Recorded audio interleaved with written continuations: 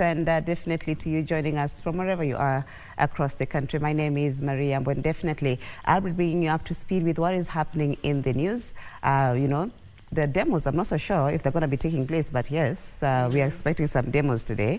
So we'll be covering that for you, our live coverage.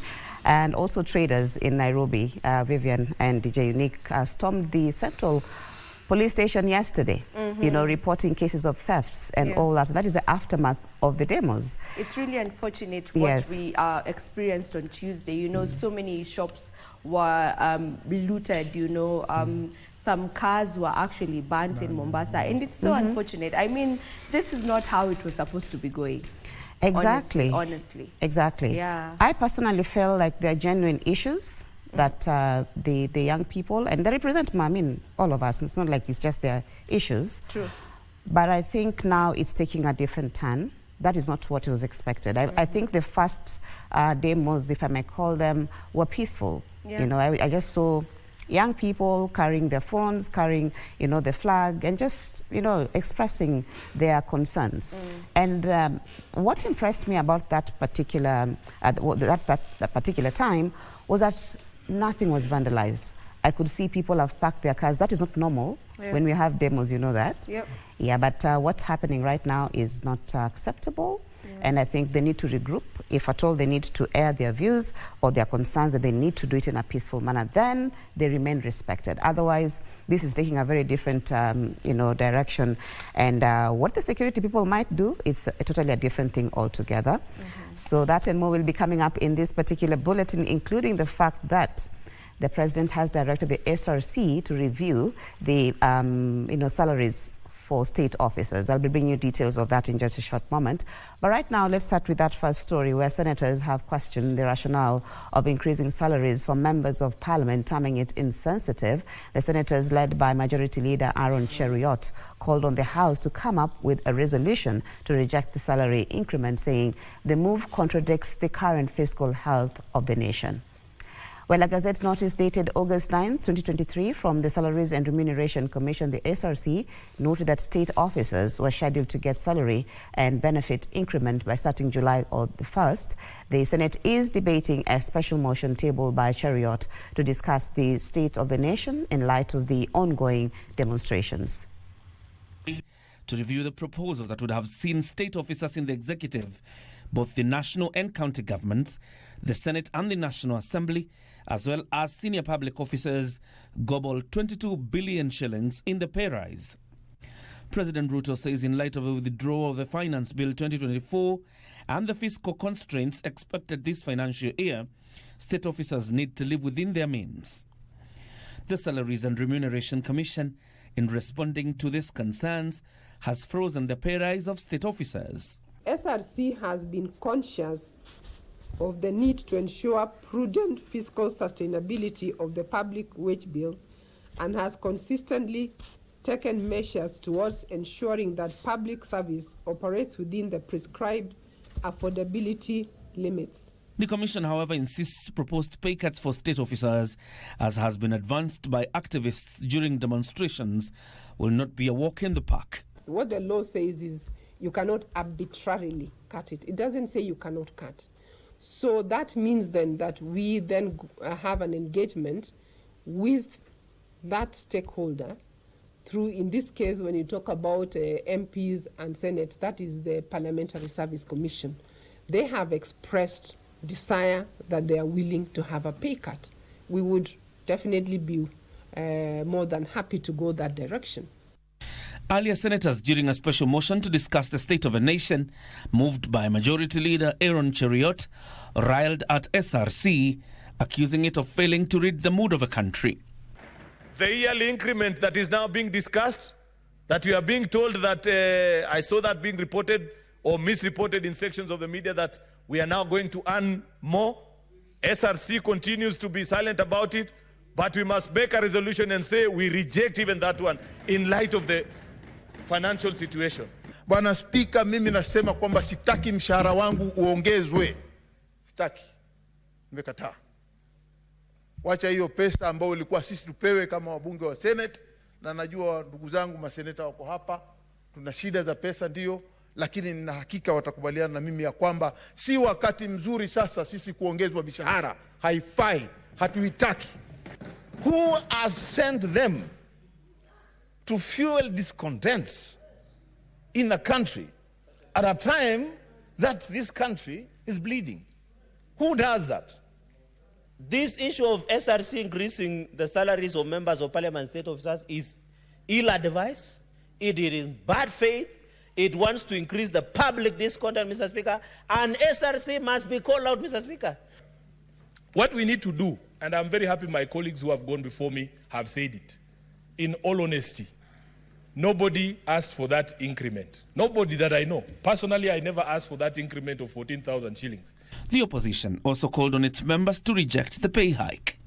We also note with concern the intention to divert the public attention from the real issues by purporting to adjust the salaries of senior state officers, members of parliament, members of county assemblies, and governors upwards at a time when the country's economy is not doing well.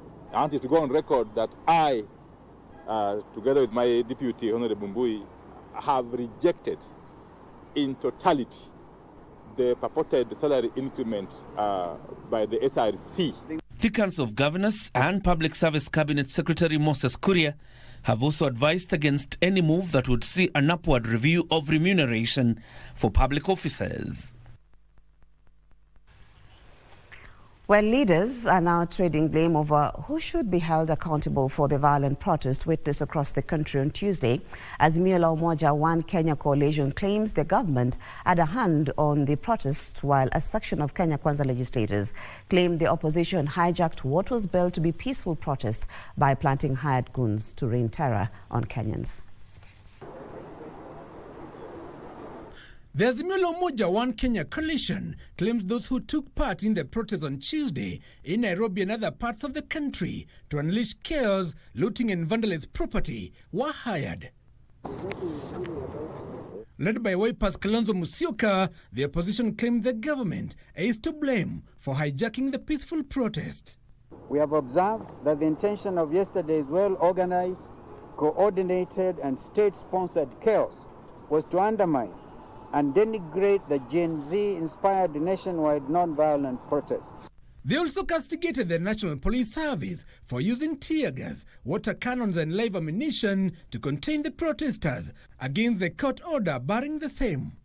These disgraceful, criminal and illegal activities violate the right to peaceful protest as provided for under Article 37 of the Constitution of Kenya 2010. Further, Azimio leaders demanded that the president signs into law the Independent and Electoral Boundaries Commission Bill 2024 to allow the reconstitution of the Electoral Commission. The Constitution says if you want to withdraw your member of parliament, you have to wait for 2 years. 2 years are coming to an end on the 9th of August. So really, this is timely. This, the coalition says, will pave way for the recalling of members of the National Assembly who voted for the Finance Bill 2024 that the president declined to sign into law. But speaking in Mombasa, Nyali legislator Mohamed Ali claimed the goons that went on the rampage in Mombasa were hired by the opposition to target a section of Kenyans. Itakuwa ni vibaya katika kaunti zote wewe tu ndiye gavana unaingia mashinani na kuweza kuinua hamasa ya watoto na kuweza kuongea vibaya badala ya kutoka nje na kuwatuliza. Wakenya wana haki ya kikatiba kusafiri bila kuzuiliwa. Wakenya wana haki ya kikatiba kufanya biashara. Wakenya wana haki ya kikatiba kulindwa mali yao na serikali. The lawmaker claims Mombasa Governor Abdul Somad Nasir has been part of the protesters since its onset, questioning his role. Well, senators have demanded the resignation of Police Inspector General, that is Japheth Koome, over police brutality meted on anti-finance bill 2024 protesters across the country. They raised concern over his silence on police conduct in the protests that have resulted in killings, injuries, unlawful arrests and abductions. Honourable Senators, in memory of the departed. The Senate's Wednesday morning sitting commenced with observing a moment of silence for the lives lost during the Anti-Finance Bill 2024 protest. May God rest their souls in eternal peace. After failing to raise a quorum for the last 3 consecutive sittings since resumption from recess amid the countrywide protest, the senators committed the sittings to address the current state of the nation. These young people, they cried to us, they shouted, they sang to us, but we did not listen to their cries. Matokeo ya juzi Jumanne ilikuwa ni doa katika bunge hili, kwa sababu hili bunge, Mheshimiwa Spika, ni bunge la kuwakilisha wananchi. Wananchi walikuwa wanakuja hapa kuonana na viongozi wao, lakini viongozi tulikimbia, viongozi tulioacha wakapigwa risasi. Police conduct in the protest remained a sticking issue. How can we face such a crisis, Mr. Speaker? Up to this particular point, I don't know what the Inspector General thinks. I don't know what is the challenge. We don't know these things that are being discussed. Mr. Speaker, the question at the back of my mind, is this really the right man for this job? Should have even appeared on a regular basis to update the country on security situation, Mr. Speaker, and tell the country how many people unfortunately have died, how many have injured, how many properties have been looted, or what is the state of the security, Mr. Speaker? What is the state of the homeland security, Mr. Speaker? I think that is the least we expected from Inspector General of Police, Mr. Speaker. And therefore, I think his stay in office is no longer tenable, Mr. Speaker. The debate coming hot on the heels of public uproar over wastage of public resources, the senators called for austerity measures and equally condemned display of opulence. In another function, I saw a minister of this government carrying a white bag, on the back like this, and started announcing how many millions are in that bag. Said, moja, mbili. No. Mr. Speaker, if we don't refuse these things... I've listened to Gen Zs that they are saying, do you have to do a scandal to be famous so that you can be elected in politics? Why can't we just elect leaders who are able to articulate their issues and be able to show their competence? As a demonstration that he has listened and understood what the people are saying. Reduce the size of your cabinet from 21 to 14, the minimum. Merge departments. Reduce the number of principal secretaries from 51 to around 30. In the motion, the senators resolved to, among others, call the National Assembly to expeditiously consider the presidential memorandum on the Finance Bill 2024, National Police to seize abductions and unlawful arrest, government to waive hospital bill for injured protesters, and foot funeral expenses for the departed youth. Meanwhile, the senior principal magistrate, that is Wandi Anyamu, has directed that the 18 minors who were arrested to be released immediately and that their parents should sign a personal bond of 10,000 shillings and further rule that the court, that is, does not deal with minors. On the other hand, the adults who were arrested were also, she also directed that they be released by 10 a.m. today and that the details of the adults be taken and a bond of 50,000 that is charged against them. So that is according to the principal magistrate, that is Wandi Anyamu, ordering that the minors who were arrested be released because the court does not deal with minors. So let's move on, where tens of protesters who sustained injuries during youth-led protests on Tuesday are currently receiving treatment in various hospitals across the country. In Kitengela, 24 protesters who sustained gunshot wounds during the chaotic demonstrations witnessed in the populous Kitengela town are currently recuperating at the Kitengela Sub-County Hospital. 3 other patients who had bullet lodged in their skull were referred to the Kenyatta National Hospital and Machakos Level 5 Hospital, respectively. The country witnessed another round of protests Tuesday, which left in its wake destruction of property, injuries, and 3 deaths. The clinical officer in charge of the Kitengela Sub-County Hospital says a total of 24 patients presenting different injuries were booked at the hospital for treatment. 14 of the patients sustained soft tissue injuries, with all the gunshot wounds victims reported as male adults. We had a total of 38 clients, so we referred a total of 1 to KNH. We referred also a total of 2 to Machakos level 5, since we didn't have a neuro surgeon. We also had a number of 5 who were attended yesterday and were taken to theatre. Lemuta says the first gunshot wound patient was brought to the facility at around 4 p.m. Tuesday, with others received up to 10 p.m. The availability of just one surgeon at the facility attending to the patients, however, slowed down the response process. Most of them had gunshot wound to their arms, to their lower limbs. Also, we had a majority of them having, like 3 of them having a bullet dislodged in their scalp region. So one of them was critically ill, that's why we referred to KNH, because he had a dislodged bullet inside the scalp. While some patients confessed to have been part of the protest, others say they were mere victims of circumstances. The youthful victims said the demonstrations were peaceful, but unknown persons brought chaos that triggered police to use excess force. They're calling on President William Ruto to heed to the cry of Kenyans to stabilize the country's economy and make life bearable for ordinary Kenyans. Nilikuwa na risasi kwa mguu, lakini nikaenda hii hospitali, wamenitoa, nimetoka theater saa hii, na saa hii ndio niko hapa. Mahali askari walianza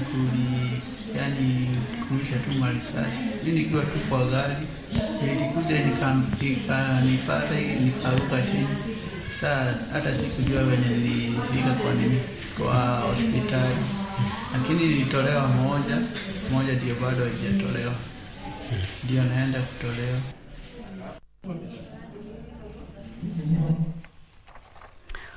Now, the National Council of Elders in Kenya have called on President William Ruto to crack the whip on corrupt officials in his government to spare the country further protests. Speaking in Nairobi, led by their patron, that is retired Captain Kungu Muigai, the elders regretted that those entrusted with public office had turned into displaying their opulence to the majority struggling Kenyans with little regard, and want a lifestyle audit to be undertaken on all elected and appointed leaders. The increased cases of corruption in the country has raised concern from a section of elders. The National Council of Elders in Kenya, led by their patron retired Kungu Muigai, urging the head of state to deal decisively with all those involved in looting public coffers.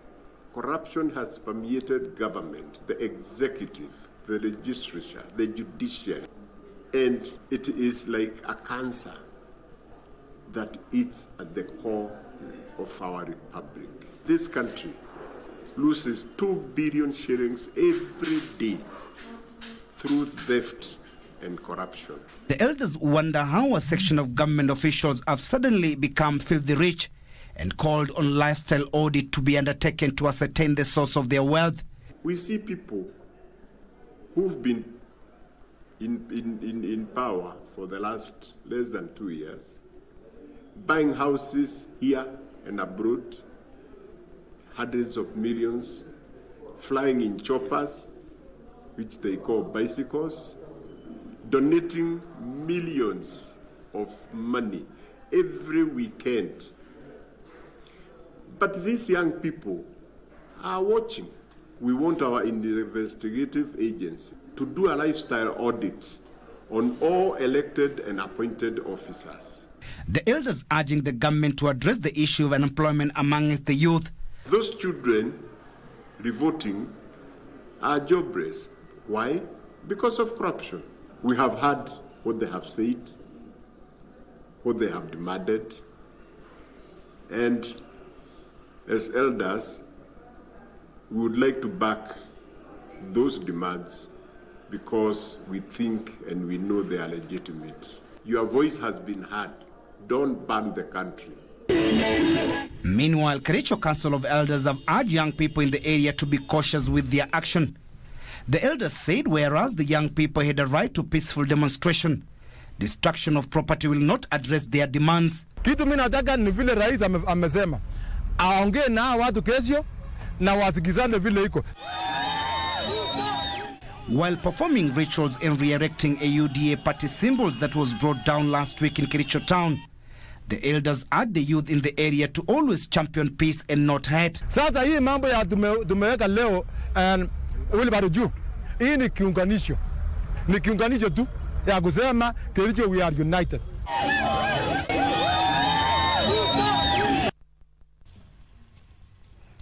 Well, that story by Timothy Kipnusu brings us to our first break. I'll be back with more news, including business and sports.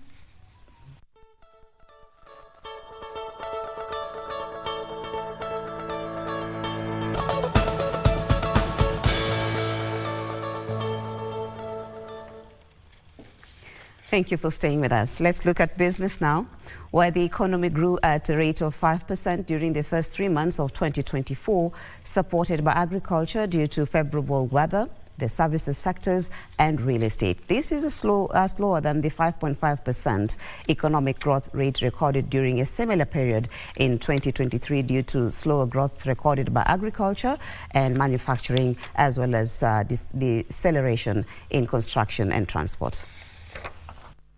Agriculture, which accounts for a third of Kenya's gross domestic product, registered a growth rate of 6.1% during the first 3 months of the year, which is lower than the 6.4% registered in the first quarter of 2023. The growth in the agricultural sector was powered by favorable weather and government interventions that led to enhanced production. There were increases in tea, milk and sugarcane production, as well as declines in exports of coffee, fruits and cut flowers.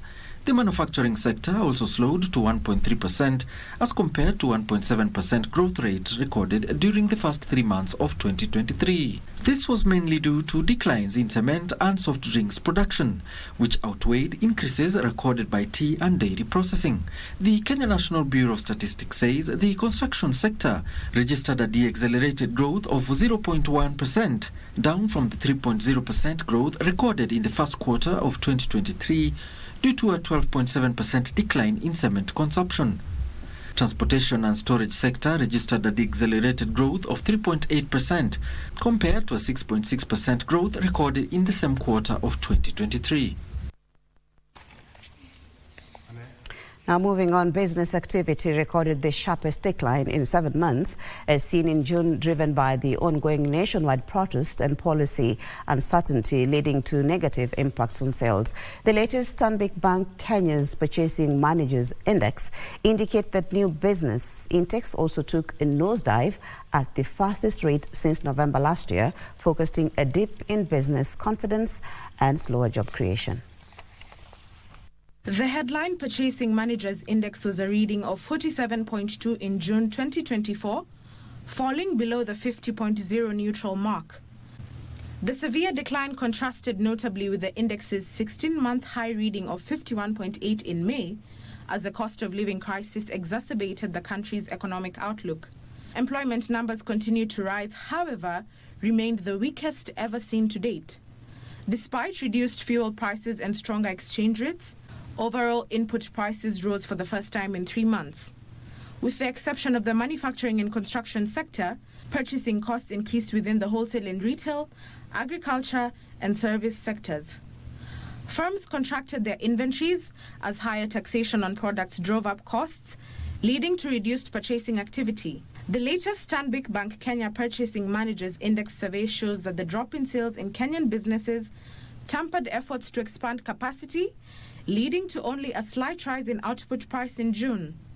Expectations regarding output over the next 12 months slipped to a 4-month low as economic challenges led to firms showing less optimism towards future sales and output forecasts.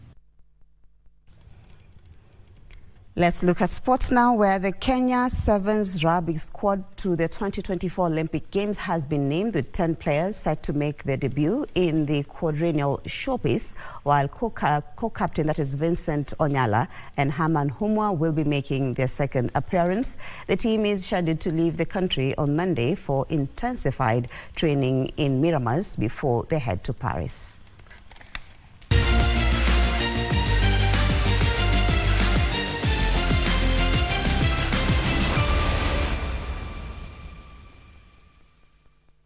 Shujaa, who have been camping at Kasarani since they reclaimed their co-status in the World Rugby HSBC 7 Series, will be making their third appearance in the Olympic Games with a new crop of players who are hungry for more success after an outstanding season.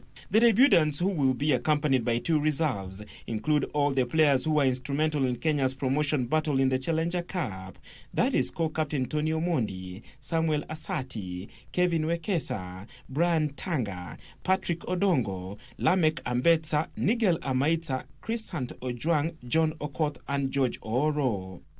There's so much at stake because we've worked hard, and I think as a team, our main goal is a podium finish.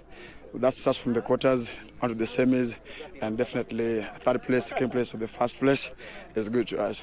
For the season, it's been a good season. The young boys have really brought up their A game, and it's been a good season for us. We've managed to come back to the series, and we also managed to qualify the Olympics. And how the boys have been prepared, I think it's a good preparation right now.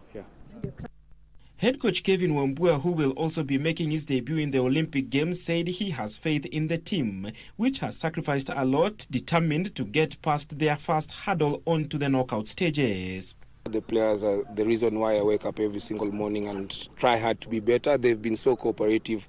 They are very coachable. They are very disciplined, and that's what any coach wants. So for me, I'll continue backing the boys because they're backing me. They're trusting in the system. They're trusting in the processes. So we work hard to complement each other and see where this journey takes us. The Kenya Sevens rugby team, who qualified for the Olympics as the African champions, are drawn in Pool B in the Rugby Sevens tournament with Argentina, Samoa and Australia, with the competition set to begin on the 24th of July this year in Paris.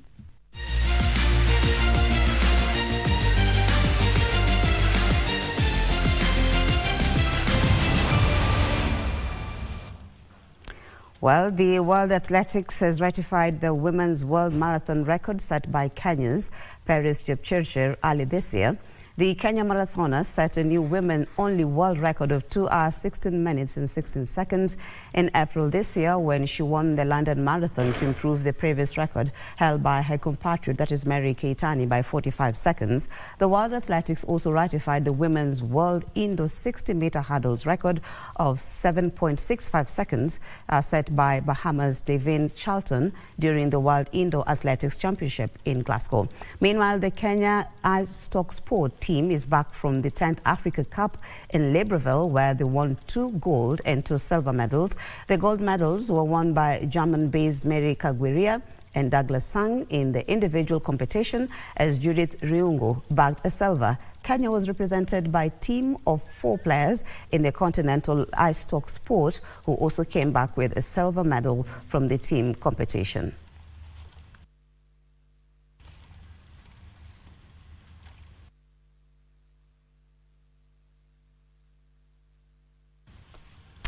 Well, that's where we end the news this morning. Thank you so much for your time. Remember, today is Thursday, and that means it's Entertainment Thursday. Vivian Degwe is here together with DJ Unique to take it through the rest of the program. My name is Marie Yambo. God bless.